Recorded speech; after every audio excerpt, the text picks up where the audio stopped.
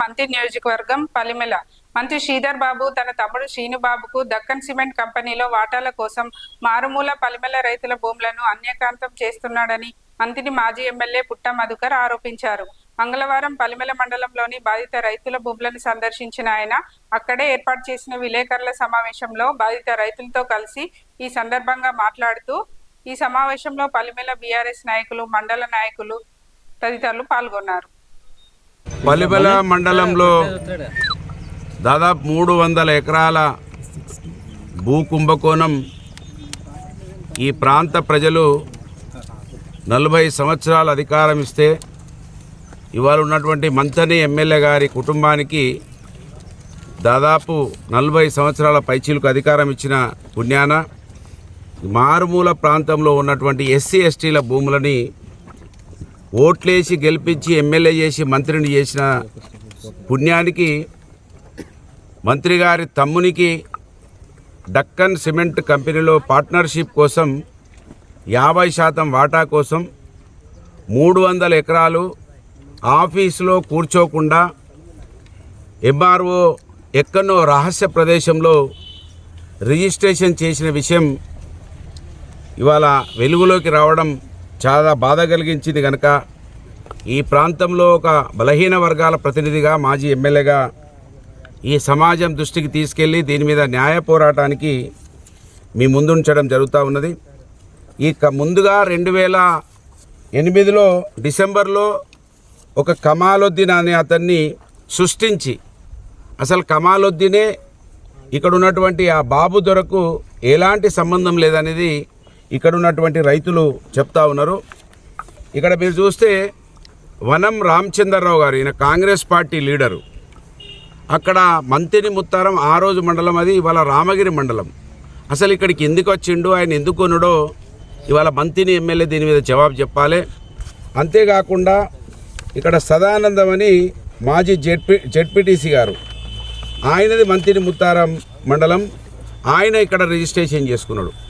మొత్తం ఇక్కడ మనం చూస్తే టోటల్గా కాంగ్రెస్ పార్టీ లీడర్లు మొత్తం మంది 2008లోనే రిజిస్ట్రేషన్లు చేసుకున్నారు. దాదాపు వాళ్ళే ఒక 30 పైచిలకు కాంగ్రెస్ పార్టీ నాయకులు 2008లో రిజిస్ట్రేషన్ చేసుకొని కాంగ్రెస్ పార్టీ నాయకులకు ఇక్కడ ఉన్నటువంటి రైతులు అడ్డం తిరిగి ఆ రోజు నుంచే వాళ్ళు దరఖాస్తులు పెడుతున్నారు. మేం కాస్తులో ఉంటున్నాం, మాకు ఇవ్వాలి ఈ భూములని. 2014లో వాళ్ళు 2008లో రిజిస్ట్రేషన్ చేసుకొని 2014 నుంచి 2008 తర్వాత వాళ్ళు ఇక్కడ కాస్తులోకి వస్తే వాళ్ళు అప్పటి నుంచే మా భూమి కానీ వాళ్ళు దరఖాస్తులు కూడా పెట్టినట్టుగా మనకి ఇక్కడ ఆధారాలు కనబడతా ఉన్నాయి. అంతేకాకుండా ఈ భూములు మావని, మాకే చెందాలని ఒకవైపు వాళ్ళు ఆందోళన చేస్తుంటే, మళ్ళీ అధికారంలోకి రాగానే మంత్రి గారు ఇవాళ ఇండస్ట్రీస్ మినిస్టర్ అయ్యిండు. ఇండస్ట్రీస్ మినిస్టర్ అయితే ఇవాళ మినిస్టర్ అయిన పుణ్యాన మాకేమన్నా ఇండస్ట్రీస్ వస్తాయి, ఉద్యోగాలు వస్తాయని ఈ ప్రాంత ప్రజలు భావిస్తే ఈ ఎస్సీ ఎస్టీల భూములని ఆయన తమ్మునికి వాటా మాట్లాడుకొని 50% వాటా కోసం ఇవాళ దాదాపు ఇప్పటికే 200 ఎకరాల రిజిస్ట్రేషన్ అయిపోయింది. ఎంఆర్ఓ కూడా ఆఫీసులో రిజిస్ట్రేషన్ చేయలేదు. దీని మీద ఎంక్వైరీ చేయాలి.